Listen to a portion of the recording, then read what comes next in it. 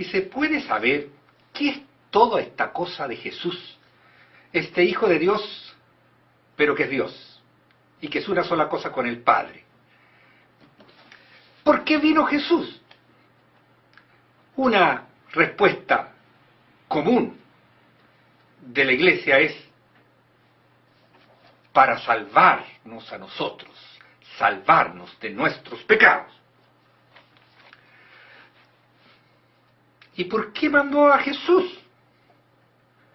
¿No se supone que Dios es todopoderoso y además es el ser más bondadoso y es el que más nos ama? Tiene un amor infinito por nosotros. ¿Para qué mandó a Jesús? ¿Por qué no nos salvó de nuestros pecados Él mismo? ¿Para qué inventó esto de mandar a Jesús? Crearse un Dios que es el mismo para tirarlo a la tierra en una época histórica determinada. Así que todos los que nacieron antes de Jesús, que son más de 10.000 años antes, no lo conocieron.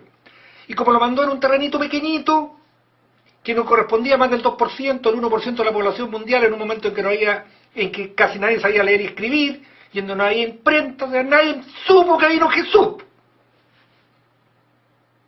¿Para qué hizo eso? Pudo haberlo hecho él mismo. Salve a todas las humanidades de los pecados.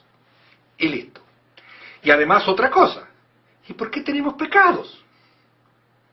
Si Dios nos hizo, Dios nos quiere, ¿por qué nos deja pecar? Además Él sabe desde el principio que vamos a pecar.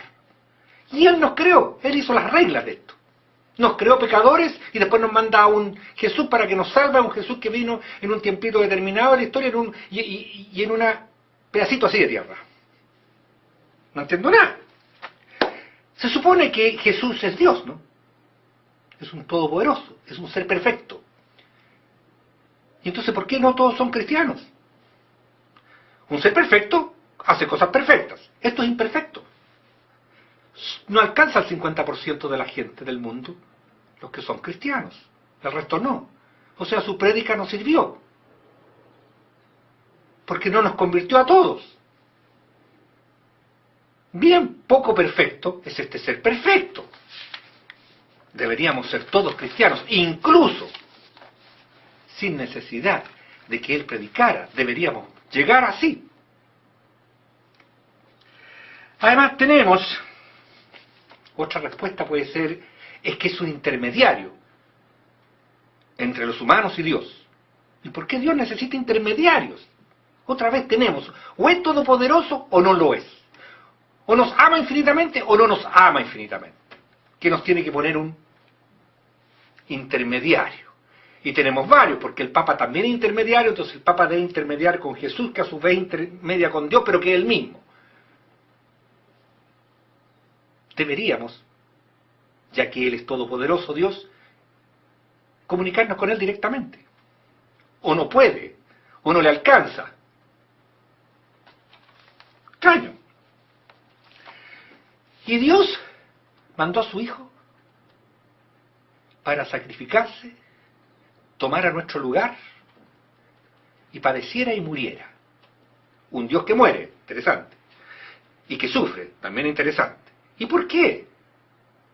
Solo así puede lavar nuestros pecados. Y por último, ¿por qué no nos hace sufrir a nosotros? ¿Por qué hace sufrir a su Hijo?